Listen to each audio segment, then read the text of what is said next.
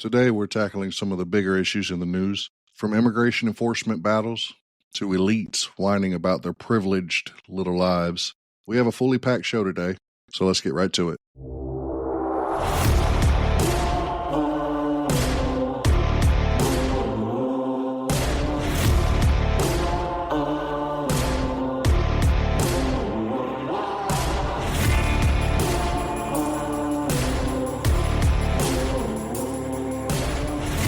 This is The Springer Show, the voice of conservative truth.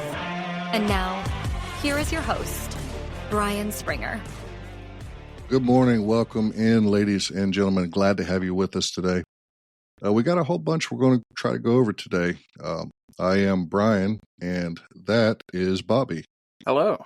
First thing that really comes striking out to me, something that's been in the news a lot here lately, is this... What do they call him? The Maryland man, Maryland dad, the resident of Maryland. We're talking about Kilmar Abrego Garcia, an illegal alien who came into the United States several years ago, has been through immigration court, I believe twice, has been noted to be deportable, if that's the right word, but was supposed to not be sent back to El Salvador, to anywhere else in the world, China, Russia, England, just not El Salvador. He got picked up, deported to El Salvador. Oopsie. Was a mistake on the Trump administration's part, but it was nothing more than just a piece of paper they could have filed to fix that. So it's been kind of a heated immigration debate recently, and Attorney General Pam Bondi, she's been real clear on this. She said, basically, listen, Garcia was deported to El Salvador, and he's not coming back. Frankly, I'm with her on that one. He was expelled. The Trump administration, they owned up to the administrative error, but now they're doubling down. They're saying, listen, the guy is a member of MS-13, which is now designated a terrorist organization, as it should be. The left is, they're crying, they're screaming, they're throwing little temper tantrums like babies do. They're saying, Garcia is he's a nice family man. He's got 3 kids. He's been in Maryland for so many years. Why are you sending this wonderful, upstanding member of our society to this horrible, horrible place in El Salvador? Poor little Garcia. It's what? It's not just one guy that they're making a big fuss about. They're making a big fuss about every illegal that we send back. They were originally. Now, they were originally because of the mass amounts that were flying out or busting out. And then, you had Judge Boasberg come in and say, well, hey, turn those planes around. You can't do that. And Trump administration basically said, listen, they're outside of our airspace. We can't handle that. Oh, well. Huh. So there was that fight back and forth. But now Abrego Garcia has been in the forefront, so much so that Senator Chris Van Hollen, he goes down to El Salvador. He says, hey, we're going to get this guy out of here and bring him back to America. El Salvador's president, Bukele, said, no, I don't think that's going to happen. When was the last time this guy did that for an American that was being held in another country? Never. Oh, I'm sorry. Was that too quick? Never.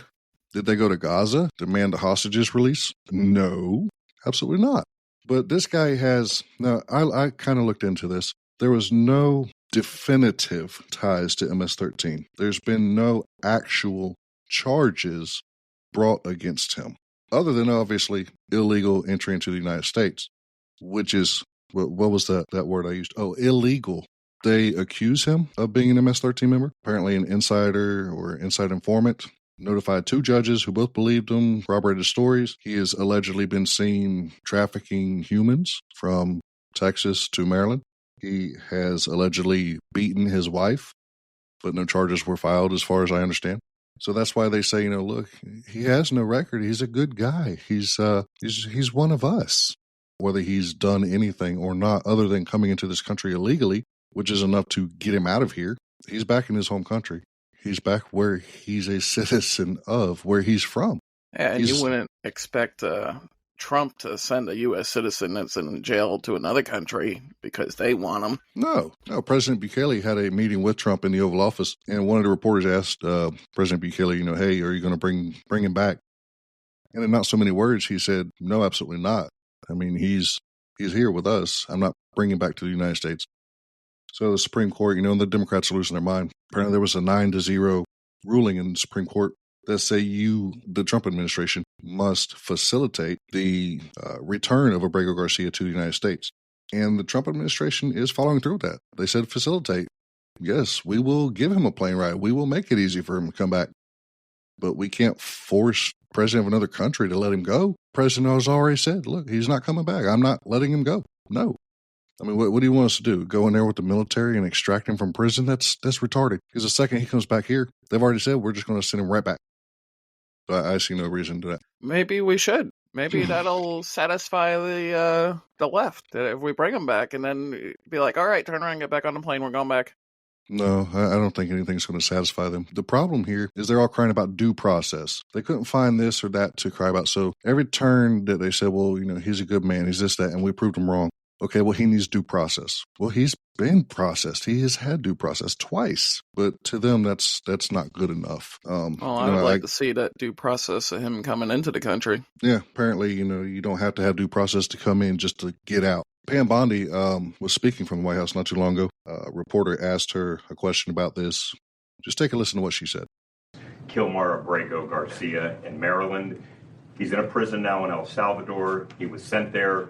You insist, the president, everybody in the administration insists that he is MS-13. It appears that there's not going to be any sort of trial. He's not going to come back. DHS said he would be arrested and redeported if he comes back. Why not show the American people the evidence that he's MS-13 so they can make an informed decision? And that goes the same with this Henry Josue Santos, who was picked up in Virginia, who is now presumably going to be deported as well. Why not show the public the evidence? Well, he is an illegal alien who has been living illegally in our country from El Salvador. ICE testified. An immigration judge ruled he was a member of MS-13. An appellate judge ruled he was a member of MS-13. Hard stop. He should not be in our country. He was deported. They needed one additional step in paperwork, but now MS-13 is characterized as they should be, as an FTO, as a foreign terrorist organization. So he is not coming back to our country. President Bukele said he was not sending him back. That's the end of the story. If he wanted to send him back, we would give him a plane ride back. There was no situation ever where he was going to stay in this country. None. He would have come back, had one extra step of paperwork, and gone back again. But he's from El Salvador, he's in El Salvador, and that's where the president plans on keeping him. Do you hear the emphasis in her voice? There is no situation where he was ever going to stay here. She means it, and I'm with her every step of the way on this one. I don't know why they don't just drop it. Look, he's gone. He's over there in CCOT. He's in El Salvador, where he's from. The president over there is taking care of the MS-13 gang and keeping them under wraps, or I don't know. I've heard that they're completely extinguished from El Salvador. I don't know. He's suspected or charged, I don't know, in El Salvador with being a member. So he's in prison. That has nothing to do with us. He's not coming back. Just let it go. Get over it. But every time you turn around, more of these Democrats are going down to El Salvador. More of them are flying down there, demanding his release. What's going to happen? President Bukele is going to have enough of their crap, and he's going to say, listen, y'all either can't come into my country anymore, or when you do, you come down here demanding his release, you can go in there with him. You want to be with him so bad, and that's what they should do, honestly. So talking about, immigration being one of the big hot topics right now, and dealing with Abrego Garcia, we have some interesting immigration news right here in the U.S. A judge in Milwaukee was arrested for obstructing ICE. How did he do that? Do what now? How did he obstruct ICE? Well, I'm going to tell you. Oh, wonderful. So Tom Homan, the border czar over immigration and such, has said, listen, if you guys come in here and you don't comply, you obstruct, you will be arrested. And now we're finally seeing arrests. We're finally seeing that the government is not playing around. And that's a good thing. So it was County Circuit Judge Hannah Dugan. She was arrested by the FBI on April 25th. Not sure if that date's correct. Maybe. It says she was arrested on April 25th for allegedly helping an illegal immigrant dodge ICE agents. What happened is there was a gentleman inside Dugan's courtroom, and the gentleman was allegedly an illegal alien. He was there for domestic violence charges. She was given word that ICE agents were outside the courtroom waiting for him. Apparently, she stopped court, went outside, screaming and hollering at the ICE agents, "You can't come in here, blah, blah, blah. You don't have proper warrant, this or that, whatever, I don't know." She sent them to the chief judge's office, and when she did, she went back into the court, took the gentleman that the ICE agents were there for and his lawyer and took them out a side door to let them escape, basically. Once he received or got to the ground floor, he was then arrested by ICE agents who were waiting out there for him. It's ridiculous that judges are so against the law that they're supposed to be enforcing. It's becoming overreach big time from the judicial branch. Everything from these judges going against what the president is directing in the executive branch and trying to stop him at every turn, to simply going in there and saying, "Hey, I know you're here for this and this, but we're not going to worry about that right now. Come with me, come out this side door, and you can escape. You can be free as an illegal alien in our country," which is illegal. Well, hopefully they follow through with the prosecution, because you don't want to just have an arrest and then be like, "Hey, look, we did something," and then that's it, and then they don't wind up being nothing. Well, she's facing charges of obstructing a federal proceeding and concealing to prevent discovery and arrest. She was in court for like 3 minutes, and they let her out on bond, but she has a hearing set for May 15th. The Milwaukee mayor says that could scare people from going to court, having the ICE agents there. I don't understand that thinking. It could scare these illegal immigrants from going to court because ICE agents may pick them up. Why are we harboring these illegal aliens? If they are here illegally, they need to go through the process, have their due process, and then be deported. FBI Director Kash Patel said that she was intentionally misdirecting federal agents. She was. What she's doing is activism. It's not lawful, and she should be punished for it. Justice should prevail on her. And it's going to be interesting to see, because she is a judge. So are they going to be more lenient because she's a judge? They're going to throw the book at her harder? Or are they going to just turn away and say, I didn't see anything over here, nothing to see here. Move along, people, move along. I would like to see them be stricter because she is a judge and she should know better. I would too. That would be the optimal thing to do. The latest move in President Trump's immigration crackdown saw the FBI arresting a Wisconsin judge. Federal authorities say the judge helped a man sneak out of her courtroom as federal agents were closing in. Fox's Bill Miston reports tonight from Milwaukee. No justice, no peace. Judge Dugan will be free. As word spread Friday of Judge Hannah Dugan's arrest, Let the judge be released. and the crowd of supporters outside the Milwaukee Federal Courthouse grew, the judge was whisked out the back door alongside her attorney. She had just appeared before a federal judge, charged with obstructing or impeding the arrest of an undocumented person and concealing the person to prevent the man's arrest. It's all connected to a series of events federal prosecutors say happened last Friday in and outside Dugan's county courtroom a mile away.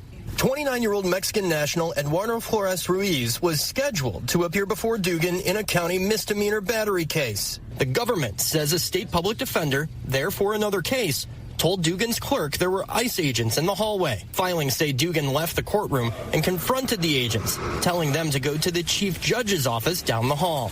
While there, prosecutors say Dugan returned to the bench and eventually escorted Flores Ruiz and his attorney through a door that led to a non-public part of the courthouse. Filings say Flores Ruiz made it down from the 6th floor to the street, where he was arrested after a chase. Court documents say Flores Ruiz was removed from the U.S. in 2013.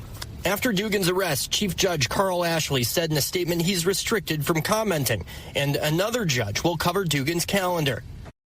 Did you hear that? This guy was already removed from the United States once. He was deported one time in 2013, and he came back. And from what I understand, I could be wrong. Somebody could correct me on this. We have, I don't know if it's new laws or current laws, that say something to the effect of if you were found here illegally, deported, and you come back, when you're found again, there is no coming back. Like you're on some sort of a watch list or something. I've heard something about once you become deported, there's no more, even if you try to come back legally, you can't. That's it. You had your one chance and it was done.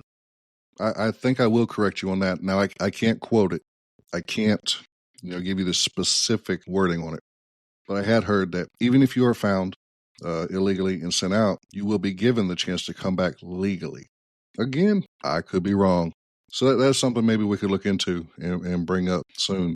But either way, this guy was already deported once, and now he's back. He was in court on a battery charge. So he's already committed 2 crimes. He came into the country twice illegally, and now he's committed another crime while in the country. There should be no question that he needs to be deported. Why this judge is protecting him from that, I don't know. I mean, even if you say, okay, we're compassionate for people, we believe in people's rights and all, absolutely, I do too, 100%.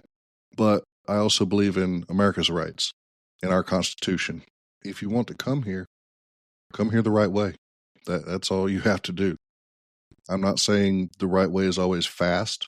It's not always the easiest. But especially when you come here and then you start breaking our laws, there's no reason to be protecting people like that. And people in the judicial branch who are sworn in to uphold the laws, and they're not doing it. They're breaking the laws. This judge should lose her seat on the bench, lose her law license, lose everything, in my opinion. I think that she should definitely lose her license as a judge and a lawyer, since she can't seem to follow it herself. And she should be set an example for everybody, not breaking it. She's to be held accountable one way or the other. Let me ask you something. If the grocery store shelves went empty tomorrow, would your family be ready? I trust my Patriot Supply with my family's food security, and here's why. They've helped millions of Americans prepare for the worst, and they have over 70,000 5-star reviews. Thousands of Americans keep their 3-month emergency food kit on hand, and right now, you can get it for $200 off. That is a huge discount. Believe me, my Patriot Supply almost never offers deals like this. This food kit can give you 2,000 calories a day per person for 3 months. The food tastes great. It lasts up to 25 years, ships completely free, and has delivery with as little as 2 days. So go to Prepare with the Springer Show, preparewiththespringershow.com, and take advantage of this deal. So staying on the immigration beat, let's head to New Mexico, where former Judge Joel Cano and his wife Nancy Cano were arrested on April 24th for allegedly harboring an illegal immigrant who is somehow tied to the Tren de Aragua gang. So now we have another judge in the news being arrested with an illegal immigrant. The Venezuelan gang's been making headlines, and Trump administration has been doing their best to crack down on them, even labeling them, along with MS-13, terrorist organizations. This alleged gang member's name, Christian, I'm not sure, Ortega Lopez. He was living at the Cano's home in Las Cruces. Homeland Security had found gang-related clothing, tattoos, and messages linking him specifically to Tren de Aragua. Cano resigned quietly after he was arrested, and Governor Michelle Grisham is going to appoint a replacement, but apparently didn't have a whole lot to say about it. Cano didn't say why he stepped down, but I think we kind of all know, he gets arrested, steps down. It just doesn't look good. You've got Justice Department going after Tren de Aragua with racketeering, terrorism charges. The DHS says they've already arrested over 600 members of this violent gang, gangs into drugs, violence, all kinds of nasty stuff, and this judge is letting one live there. I don't know the circumstances of why. I don't know for how long, but it sure doesn't seem like a good thing to be doing. I don't understand why these judges are trying to circumvent law, trying to hide what they're doing when they are supposed to be upholding the law, and they want to just, they want to let these criminals back out into society instead of saying, hey, you're here illegally, you broke the law, it's my job to uphold the law, we need to get you squared away, put you into the immigration system. I don't know, get you deported. Well, I don't think they probably want to hear that, but it's what they need. It's nice to see that people in the government are being held accountable. And not only that the FBI and immigration, ICE, are working for us instead of against us for a change. I know when FBI Director Kash Patel and Attorney General Pam Bondi, when they first got into their positions, there was all this talk of day one, there's going to be arrests, there's going to be investigations, there's going to be this. And on my part, and I know a lot of conservatives were pretty upset because on day one, not a damn thing happened. So I think maybe there were some false promises there, or maybe they were just hopeful. In the time since they've taken office, I've heard people, hey, when are the arrests going to start? When are we going to start arresting people? When are we going to start holding people accountable? I understand the impatience, but it's only been like 3 months, since they've been in office. You got to give time for investigations and stuff to happen. It's not going to be overnight. It has been very quick, though. I must say, a lot has been done in the short time that the new administration has been in office. Oh, yeah, absolutely. I mean, a lot, especially on President Trump's part, and the new Secretary of Defense. He's been running up and doing all kinds of stuff. You've got Marco Rubio out there. He's making waves, too. And they're doing a lot of good things. But there's a lot of focus on the AG and the director of the FBI, Kash Patel, and trying to say, hey, you guys, y'all need to really get on this. Y'all need to start arresting people. You need to do that. We're trying to drain the swamp. Be patient, people. Be patient. He's in there for 4 years. It's been 3 months. It's going to take a little time. Investigations take time. I think they were kind of assuming that, on day one, we're just going to go in there and start kicking down doors and throwing people in handcuffs. That would have been nice. That would have been great. But they didn't have investigations at that time, or at least not the evidence and information they needed, And it's just not realistic. No. It would have made for some great news, though. Some great news footage. Recently, Michelle Obama was on a podcast. I think it might have been her brother's podcast from what I heard. I'm not sure. But she was on there talking, and I shouldn't use the word talking. I should use the word whining about her, her tough life. I really can't blame her for being sad. I mean, I think I would be sad too, if I lived in a white house as a black woman on 18 acres of land with 132 rooms, 16 family guest rooms, a main kitchen, a diet kitchen, a family kitchen, 35 bathrooms, and, 55,000 square feet. I would be sad. The house is too small. There's no room to do anything. And after leaving the White House, owning 3 huge homes, including one in Martha's Vineyard that sold for $11.75 million to the Obamas. With walls to keep people out. Sure. Having book deals, Netflix deals, which afford her millions of dollars in pay and royalties. I really don't know how she deals with everything. I mean, the poor girl is going through a lot.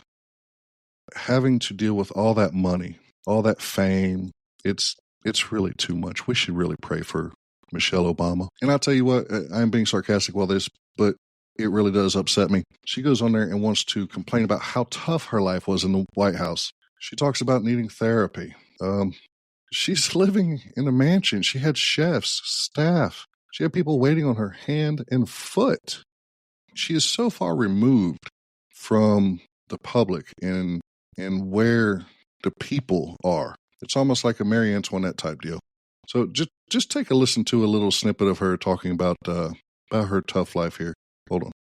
We grew up with women who weren't voicing the pain, and the burden. They made it look easy. And when you make stuff look easy, people assume that you must like this. Yeah. It's okay with you, right? Right. We don't articulate as Black women our pain because it's almost like nobody ever gave us permission to do that. And does anyone care? Yeah, there's Will that. they care? If we knew, I think we would care. If we knew. I mean, if we knew. If we knew how big the White House was on 18 acres of land with 132 rooms, 55,000 square feet. If we knew, then we would care. She can't, as a Black woman, she can't talk about her pain. The pain that comes from being the first woman of the United States of America, traveling all over the world, having an unlimited amount of money, supplies, anything she needs. I wish I knew what it was like to not have to pick and choose what bills I'm going to pay each week. Wouldn't that be nice? Wouldn't that be nice? She is just so far removed. I mean, there's a huge disconnect there. She's not the only one like that. I guarantee you. I know for a fact she's not. She just happens to be the one I'm talking about right now. Well, she's the one that threw it out there for everybody to hear. Right. She's a coastal elite, and There's a lot of discussion about her and Obama's marriage, her not going to the inauguration. Maybe that was because of her marriage failing, but she denies it. Even though she denies it, you can hear in everything she's ever said about the man last 10 years, she doesn't like him. She's never said, what a great and wonderful man my husband is. I love him. No, it's obvious there's discourse between them. And they're now doing things completely separate. You see President Obama out there doing things without her, whereas that never used to be the case. I'm not going to speculate one way or the other.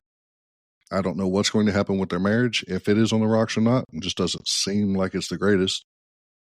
But she denies that, and she says, everybody is wrong about me. They don't know anything about me. I have to go to therapy and talk just because of the 8 years in the White House, the things I've had to endure, things I had to go through. Listen to this next little clip of her.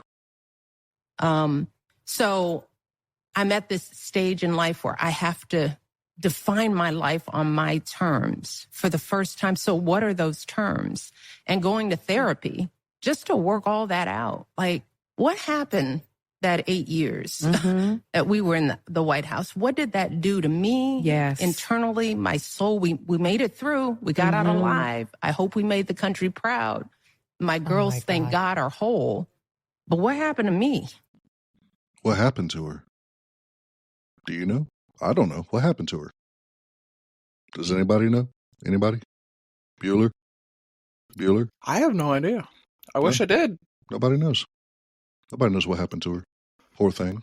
Maybe there is some secret thing going on in the White House that's just so horrible and tragic, and we're just all blind to it. Maybe. But I'll tell you this. It can't be easy. Now, I will give you that. It can't be easy being the president or the first lady or the first, what do you call the kids? First kids? I don't know. It can't be easy because everything you do is in the spotlight. I mean, you live in the same building that you work, and there's people there constantly. Privacy is almost non-existent, even though they do have a residence upstairs with some sort of semblance of privacy. But everything you do is in the spotlight.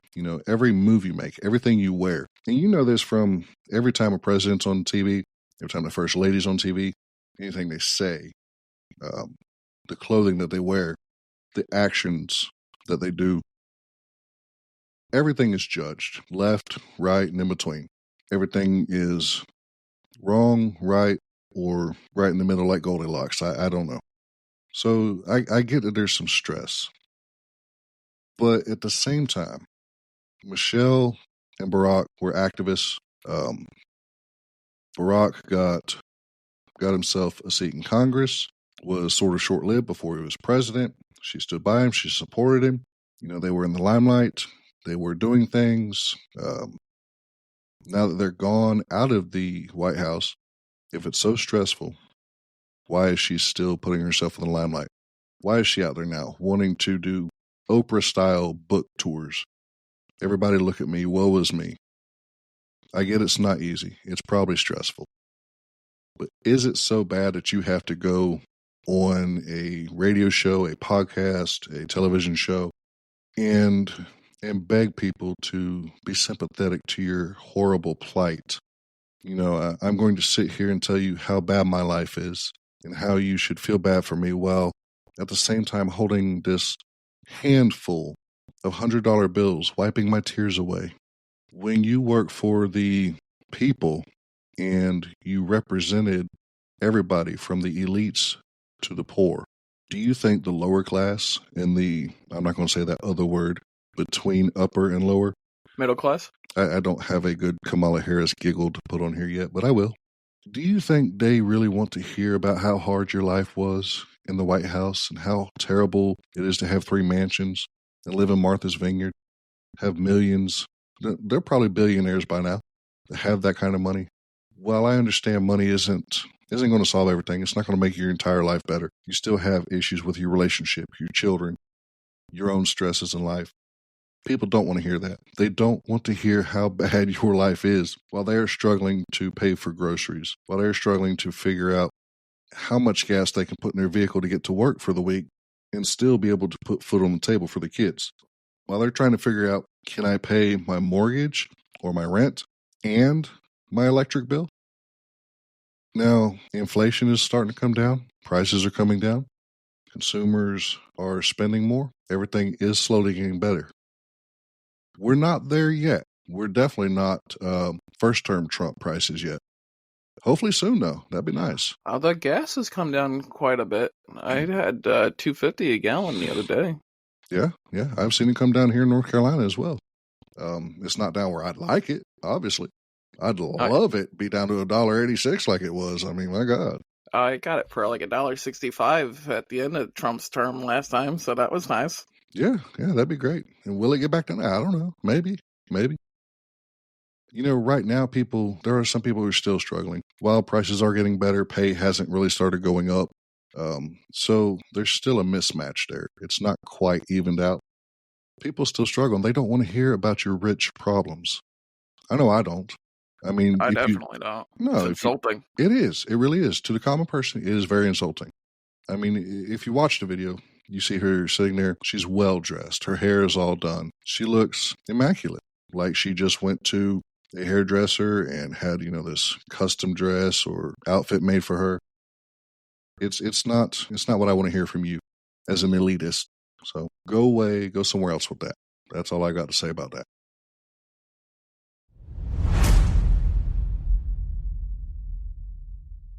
With everything going on this year, fires, windstorms, power outages, they hit harder than they have ever been hitting. I personally have been looking for ways to protect my home and family. That's why I went with the Grid Doctor 3300 from My Patriot Supply. This thing is a game changer. It is the only solar generator with built-in EMP protection, and it has the power to run your fridge, medical devices, lights, everything you need. It's not just sitting in a closet waiting for the next emergency. You can cut down on your electric bills. You can go ahead and use it now on camping trips. Use it when you're working outside in the yard. It's quiet. It's fume-free. Safe to use indoors and out. It's completely portable. In a world where the grid is becoming less reliable day by day, the Grid Doctor 3300 will give you the peace of mind and practicality of everyday use. So go check it out at preparewiththespringershow.com. That's preparewiththespringershow.com. My Patriot Supply, America's trusted source for emergency preparedness. Finally, on the back end of this, let's talk about something that, we've already mentioned the global elitists, these folks who maybe have more money than sense. And that brings me to Gayle King, co-host of CBS Mornings and a very close friend of Oprah Winfrey. She, along with several other women, took a ride. Let me make sure I stress that word. Took a ride on Jeff Bezos's Blue Origin rocket.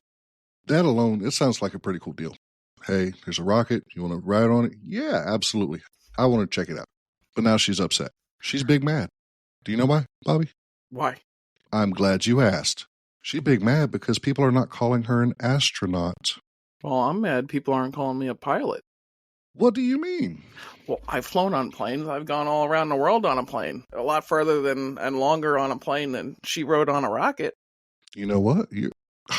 I'm sorry. On behalf of everybody listening right now, Bobby, I apologize, sir. You have obviously earned the title pilot. Thank you. So from now on, you are Pilot Bobby. Thank you. Absolutely. We'll make you Pilot Bobby. No, we won't. Anyway, she's big mad because people are not calling her an astronaut. She says calling it a ride is not okay. She wants the title. I'm sorry, a 10, 11 minute suborbital jaunt does not make you Neil Armstrong. You're not an astronaut. You weren't a crew member. There were no buttons. There were no switches, doodads. You did not have to control anything. You sat your butt in a seat and rode. I think at one point they even got up and maybe took a little selfie. I don't know if that's going up or going down, but they got up, took a selfie. Seems like, it's a lot of movement inside that capsule while that thing is, going up and down in space. Well, was it even actually in space? Well, if we go by the official story, yes, absolutely. I don't personally believe they went to outer space. Because I've seen some Blue Origin videos before. I haven't seen this one, but I've never seen them do a re-entry. Now, do you mean reentry like you've seen the space shuttle, the depiction of the red heat on the bottom, having to have those heat shields and such, or you burn up and die? Well, you don't usually burn up and die if it's done right. And I've seen it with SpaceX and doing their Dragon flights. They do a reentry and it comes back down all burnt up and crisp, and people, come out after they've been released from the somebody opens the door from the outside usually. You're right. The capsule did look pretty untouched when it landed. And there was that video, of course, of the capsule door opening from the inside, which is not, I guess, supposed to be able to happen. I don't know. From what I understand, all these ladies paid to ride this thing, like $1 million apiece. I don't know how much. They paid a bunch of money to take this ride. So you're paying to get into a seat, strapped on, go for a ride, and then get out. Sounds like a carnival to me, to be honest with you. You're not a crew member. You didn't go through astronaut training. Didn't take the months and years, whatever it takes to prepare to be a NASA astronaut. Don't deserve the title. It's not just given to you because you went close to space or maybe touched the edge of space. But Blue Origin has been doing these tourist flights, is what they call them. And King was on one, Gail King. William Shatner, he's been on in the past. Old Captain Kirk. Guess what? He didn't ask to be called an astronaut. He piloted the Spaceship Enterprise. Mm-hmm. Well, no, I guess he didn't really pilot, did he? He just kind of sat in a seat and told other people what to do. Yeah, that's more accurate. Yeah. So, even he doesn't claim to be an astronaut. The FAA tightened rules, I think it was in 2021. They said you need training and a role in the mission to become an astronaut. She had neither. It was nothing more than a pricey amusement park ride. But I'll tell you what, she big mad about it. Just listen to her own words. Please don't call it a ride. That is not a friggin' ride. Whenever a man goes up, you have never said to an astronaut, boy, what a ride. We duplicated the same trajectory that Alan Shepard did back in the day, pretty much. No one called that a ride. It was called a flight. It was called a journey, because a ride implies that it's something frivolous or something that's lighthearted. There was nothing frivolous about what we did. And the machine that we were on, and what it took for the people to get that machine up and running, to get us up and get us back down safely. So, I'm very disappointed and very saddened by it. And I also say this, what it's doing to inspire other women and young girls, please don't ignore that. I've had so many women and young girls reach out to me, and men too, by the way, that say, wow, I never thought I could do that, but I see you doing it at this stage of my life. Who would have thunk it? Not me. And how inspired they are. Who would have thunk it? Not me. I'll tell you what, I am inspired. I never thought I could do that either. Whoever thought there would ever be a female astronaut like that? Never before until this point, apparently, it sounds like from that. No, certainly not. I don't think, I never thought I could do that either. But I guess if I had a couple $1 million to throw at Jeff Bezos, yeah, I could probably do that. Just like anybody else who's got that kind of money. She wants to pound on the fact that it was not a ride. It's insulting. What the hell else would you call it? I'll tell you what, I'm getting kind of hungry right now. Let me go throw a Hot Pocket in the microwave. I call myself a chef. It's ridiculous what she's doing. I'm over it. I'm over this elitist mentality. I'm over this, I can't even think of the proper word, but these shenanigans. I don't like them anymore. I have nothing for Gayle King. Katy Perry, she was on that ride as well. And I have listened to a couple of her songs through the years. Not impressed. Not a fan. Sorry. Maybe you are, maybe you're not. I don't know. But when she gets out of this capsule and bends down and kisses the ground. That's over traumatic. You got two astronauts stuck in space. How long were they up there? 8, 9, 10 months, something like that? Yeah, about 9 months. They were up there apparently stuck. Couldn't get back. Months. Not minutes. Months. Actually, in space, there were real astronauts going around in orbit around the Earth, actually having to do stuff. Those were real astronauts? I believe so, yeah. I'll bet they weren't as good as Gayle King, though. These guys go up there, and they're stuck up there 8, 9, 10 months, whatever. They finally come back to Earth. You might hear a day or half a day coverage. Gayle King, Katy Perry, I couldn't even tell you the rest of the women who went up there. They come back down. They want notoriety. They want the world to know we are brave women astronauts. We got shot up on a rocket, disconnected from the rocket, and fell right back down. We're so brave. We did so much for humankind. I'm over it. I'm over it. I really am. Yeah, I agree. I'm over it too. All right, so that's going to bring us to the end of today's show. Guys, I really appreciate you being here and taking the ride with us. It was great to have you guys here. I really appreciate every one of you. Take a moment to go on Facebook, just search us up, The Springer Show. We've got a link tree on there that has a link to all the other socials, My Patriot Supply, everything you need. You can email us with any questions, comments, or otherwise feedback. It is springershow@protonmail.com. We'd be glad to hear from you and talk to you. We've got some other guests that we're coming on. I think we might even be working on a panel discussion very soon. Stick around and look out for that. From myself and Bobby, we really appreciate you being here. I'm glad that I was able to return, and life gave me the opportunity to be here again, and hopefully I could be here more often. Hopefully so. So yeah, guys, I appreciate every one of you being here. I want y'all to be safe, have a great day, and God bless you all.